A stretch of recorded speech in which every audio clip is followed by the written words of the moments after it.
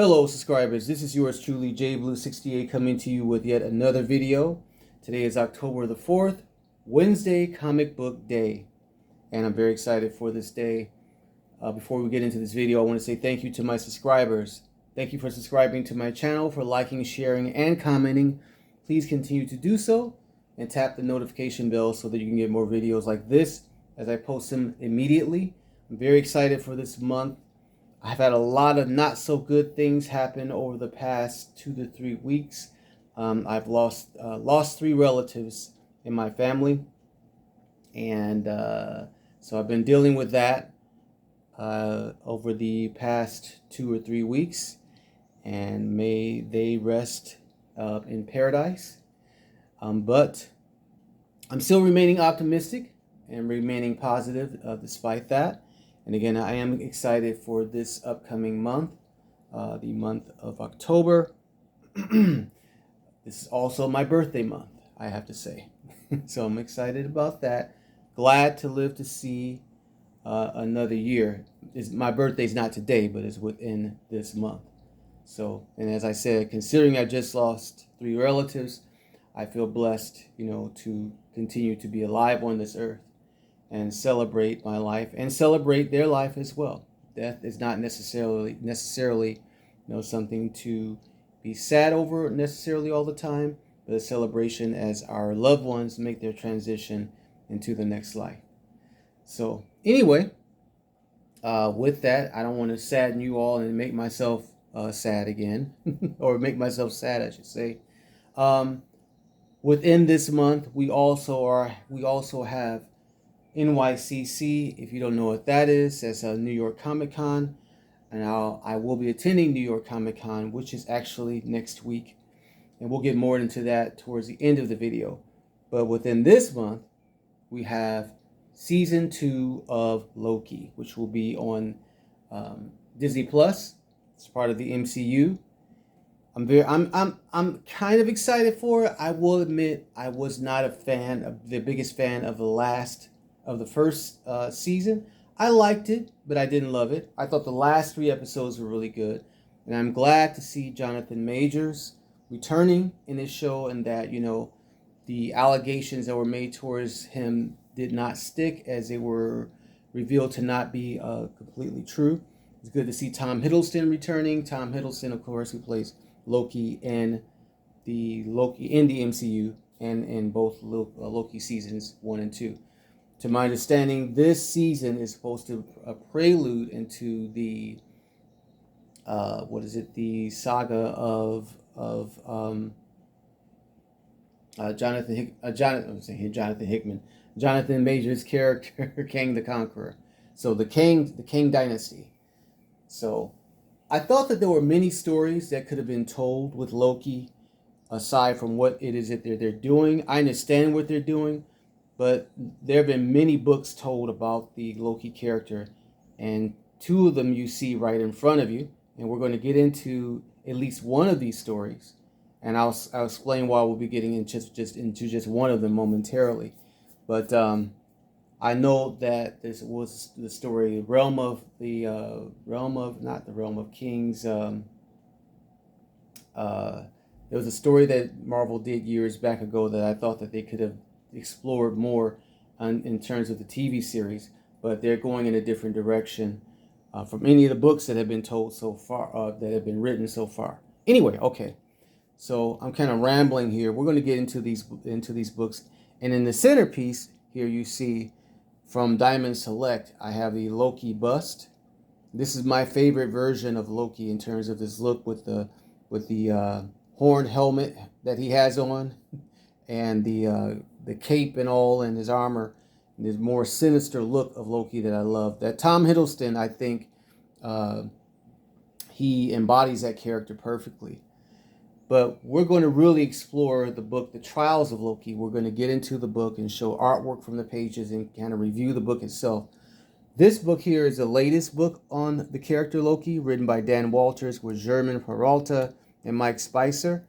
The only reason why I'm not going to really do a review of this book, because I actually haven't finished it. I don't have the other books. The latest book of this story was just released last comic book Wednesday, I believe. Book number 4 is a 4-part series. What I'm going to do is probably just wait until I get until the trade paperback comes out, and then we'll actually read the trade paperback of this story. I just want to show you some of the artwork from this book. It's gotten a lot of praise in terms of the story and whatnot. And there's Thor right there, of course, the brother of Loki. And this is chapter 1 called The Liar. And this more so looks like what was his name? When he played as when Loki was portrayed as a politician, in terms of the new look that he has, or the look that he's drawn in, or how they've drawn him in this book is what I'm trying to say. Okay.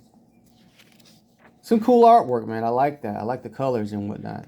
Here are some advertisements, Star Wars and whatnot. Okay, so yeah, I just want to show you this book really quick. We're not reviewing it. We're just doing a quick look through of the pages. And again, this is chapter 1 called Dubbed the Liar. Chapter 2 is called Nidavellir. If I'm pronouncing that correctly, of course, that's one of the realms of Asgard. That came out back in July, just to show how backed up I am on this particular series. So, and again, as I said, the last book, chapter 4, came out last week. So once I get the trade paperback, I'll probably do a review of that, or I might just go ahead and pick up the single print issues at my local comic book store, or when I go to NYCC. Okay, we're going to move this out of the way for a moment, as we're about to get ready to headline this book. Again, this is the trade paperback of The Trials of Loki, and this was from the Marvel Masterworks. This came out roughly about I think 2 years ago, when the first Loki TV series came out on the MCU. Okay, so we're going to take a look at this book and review it. We'll have some commentary on the story. Okay, Trials of Loki, and this is written by Roberto Aguirre Sacasa, if I'm pronouncing his name correctly. And penciler Sebastian Furamara, inkers Michael Lacombe and Alvaro Lopez, and Al Barrio Nuevo. Hopefully I'm not slaughtering those names. Also colorist Jose Villarrubia, and VC's Joe Sabino.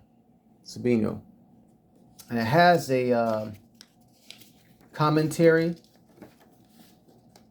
here by Ralph Macchio, who does a whole intro to the stories and describing a bio, describing Loki, who he is and whatnot. Okay. And here we get into part 1. The story is broken up into at least 4 parts. Part 1, as you see here, is called It Should Have Been Mine, which basically headlines Loki's lust and his anger of not possessing Mjolnir, which of course is Thor's hammer. And then part 2 is called Blood.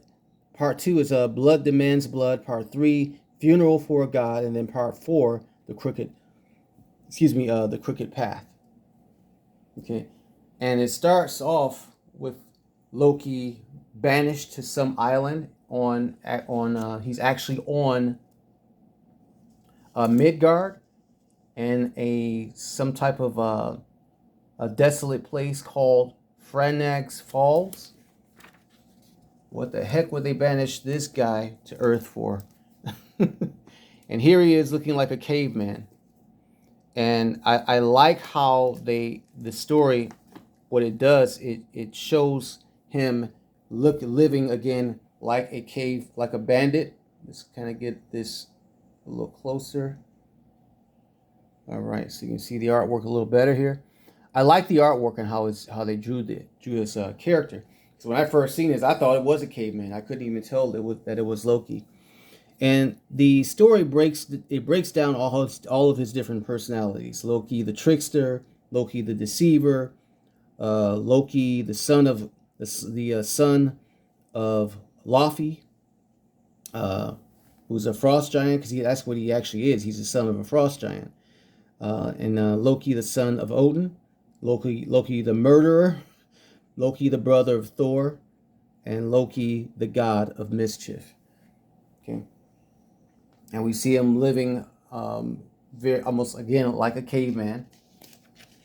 And this story, it begins with again him being banished, but it shows how he got this way. And again, as I mentioned, there are various Loki stories that have been written.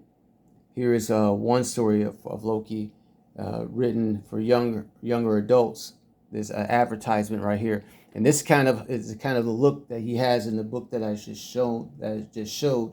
That's written by Dan Waters. There's a similar look. That's not my favorite look of Loki, though. I'm more of the traditional look of Loki. There's more artwork from the pages here. And there's a lot going on with Loki in this story. This is a more self-contained Loki story. It's not dealing with, it has no tie-ins or relation to the Avengers. It has a fairy tale type vibe, but again, it's more adult theme related.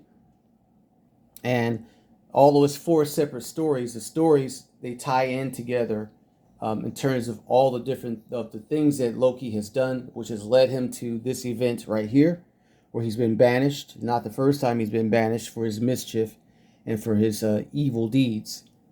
But yes, let's show more artwork here. And then here we have Thor with Lady Sif, and this story, these pages right here, he's with his brother Boldar, and they're discussing Lady Sif and Thor and their relationship, and Loki's jealousy of their relationship, his lust after her, and his jealousy of her not really, choosing him as a love interest over his brother Thor. He kind of has that mindset of thou shalt not covet thy brother's wife, although Sif is not his wife. And his mindset is basically dictates, if I can't have her, no one else will. And he does something very, very notorious, something very, very evil to show that by, as you can see here, he sneaks into the night and cuts off all of her hair. Sneaks into her home while she's asleep, and he cuts off all her hair, shaming her physical appearance. And of course, he's attacked and judged by Thor and Odin for doing so. And he devises a scheme. In this story, he hires 2 dwarves to actually fashion. What he's supposed to be doing is trying to rectify his evil by growing Sif's hair back, but instead he uses her hair to actually forge weapons, and one of them happens to be Mjolnir. Now that's a different take from what I understood how Mjolnir was created, because to my understanding, Mjolnir was actually created from a dead star. But in this book, they have him actually forge the Mjolnir from Lady Sif's hair. And here it is right here, as well as several other weapons and ornaments. Her hair is actually eventually restored, but there's a twist to that I don't necessarily want to give away, in case you should end up buying this book. And the artwork is okay to me. It's not the best, but the artwork works for and towards the story. I think that the coloring is okay. The story is very verbose, by the way. Some of the pages are just narrated, and then some of the other pages are narrated with and combined with conversation. And sometimes barely any conversation at all, as you see in some of these panels here. And then this is part of Loki's punishment, as his mouth is sewn together, for his treachery and the evil deeds that he does on a regular basis, and the evil things that he says. And Mjolnir ends up in the hands of his brother Thor. Okay. And then here's some more pages here. And again, this is more so an adult-themed type of Thor story. No tie-ins whatsoever to the Avengers. And I like that. I like Thor stories when they're told that way. And don't get me wrong, I like, Thor with the Avengers and, his adventures with them. But I also like a more self-contained story of Thor. And this isn't about Thor. This is about Loki. Or I should say more so stories about Thor and Loki. One of the best Thor Loki stories I've ever read was, I think, by J. Michael Straczynski, Blood Brothers. I think he was a writer of that story. But this story features all of pretty much most of the familiar characters, Asgardian characters, of course. Odin the Allfather, Odin's wife Frigga, Heimdall the All-Seer. The Valkyrie are also in here. And it even actually features the Norn witches. The Norn witches, who play a major part in this story when it comes to the character Baldr. Here we see the tree Yggdrasil. And then this gets into part 2 of the story. I'm going to probably speed past some of these pages here to try to speed up this video. Again, this is just a review, of the story itself. And here's Loki interacting with the Norn witches, again, about to commit one of his other acts of mischief, as he is the god of mischief, known as the god of mischief. Okay. Some more artwork there. And basically what happens in the story is he's a vengeful type god too. And he's setting up all the characters with the intent of bringing on Ragnarok. And of course, if you don't know what Ragnarok is, Ragnarok means the end of all things. Pretty much encompasses all 9 realms, but more specifically Asgard itself.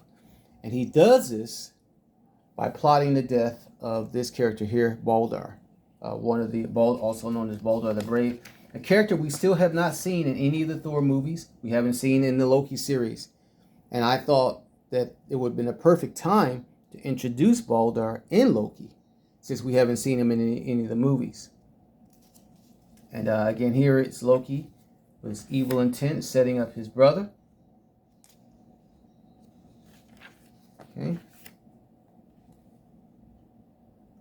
Some more exciting pages here. And this is still part 2 of the book that we're looking at now. I believe so anyway. There's Heimdall right there.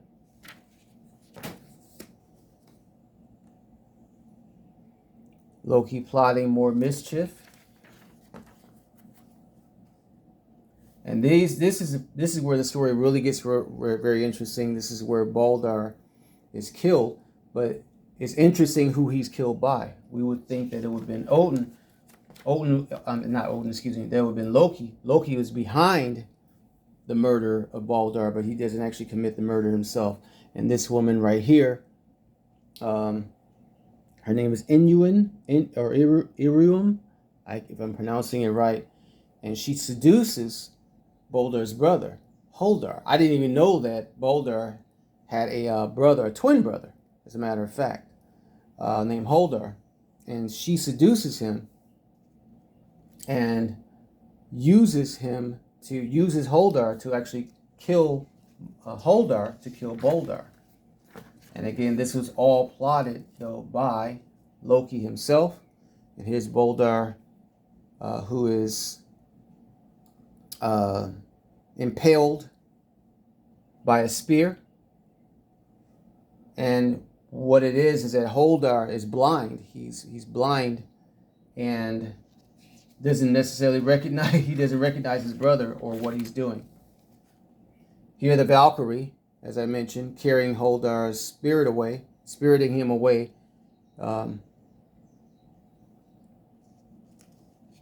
After his murder.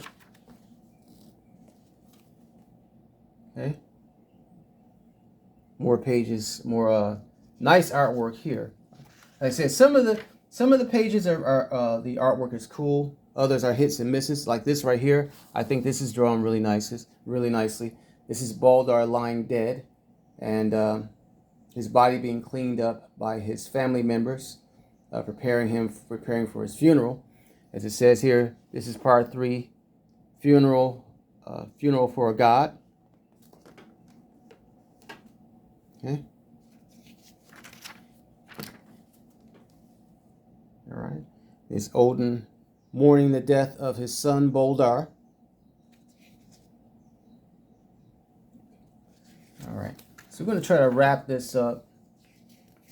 But again, this is one of the more exciting stories in comic book form that I've read about the trickster Loki, the god of mischief.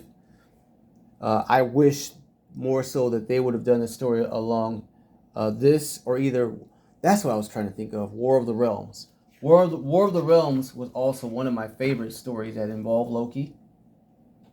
Here is Baldar's body being burned on this boat here.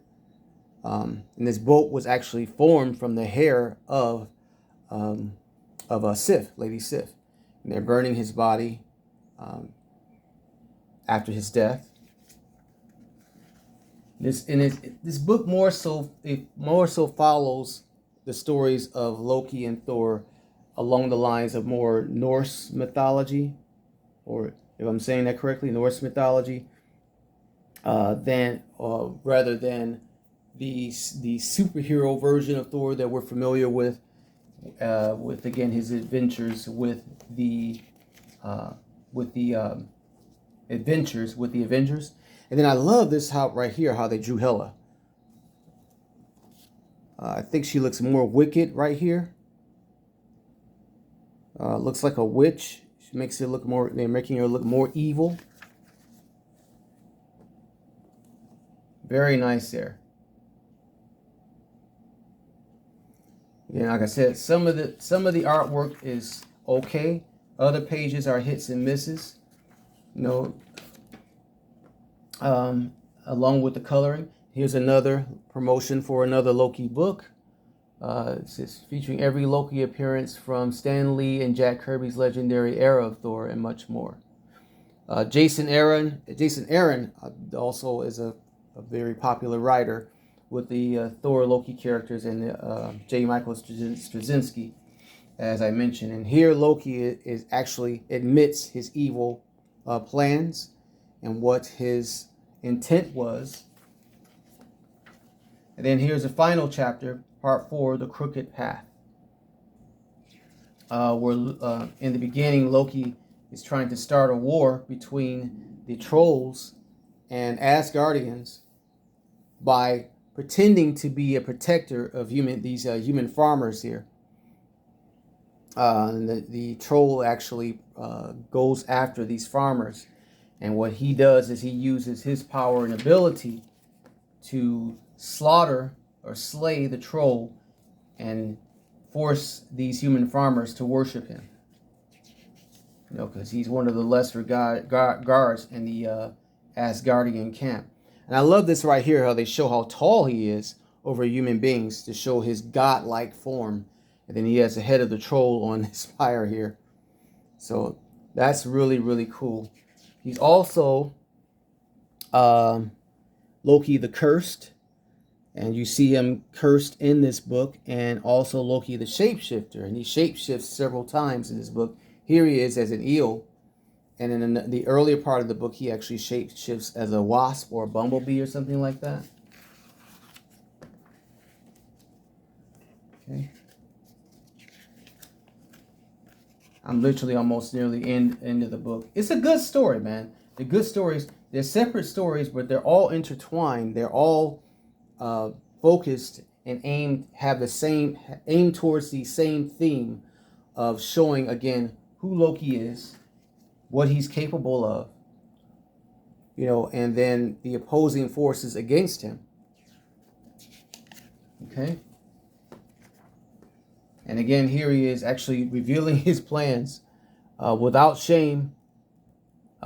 He says here, what is he saying? Fire and chaos are coming, and I am the Lord of chaos. He's proud to bring about Ragnarok because he feels that he's the one who should actually be the wielder of Mjolnir. He feels that he should be heralded as the first son of Odin, although he's actually the adopted son of Odin.